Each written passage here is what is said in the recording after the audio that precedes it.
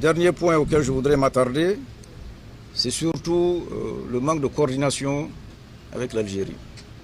Je pense que cela est un problème important qu'il nous faudrait regarder de plus près. Les migrants sont pris, sont déposés au point zéro, sans aucune coordination avec la partie nigérienne. Et de plus, les migrants sont pris, je dirais, toutes nationalités confondues, et ils sont déversés au point zéro. Excusez-moi le terme, mais c'est vraiment ça l'expression, déversés au point zéro, sans aucune considération du pays d'origine de ces migrants. Et ce qu'il faut savoir également, c'est que la plupart de ces migrants qui arrivent en Algérie ne sont pas forcément passés par le Niger pour aller en Algérie. Je dirais même que la proportion est très faible des gens qui passent par le Niger pour se retrouver en Algérie.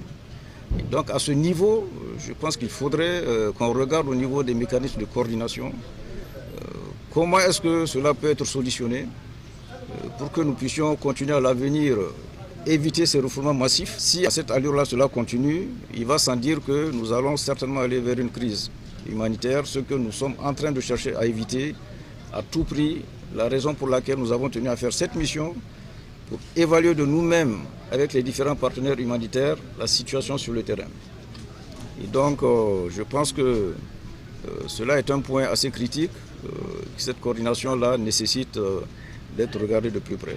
La localité d'Assamaka accueille 2467 migrants, dont 1945 hommes, de 161 femmes, 170 migrants mineurs, masculins et 91 migrants féminins.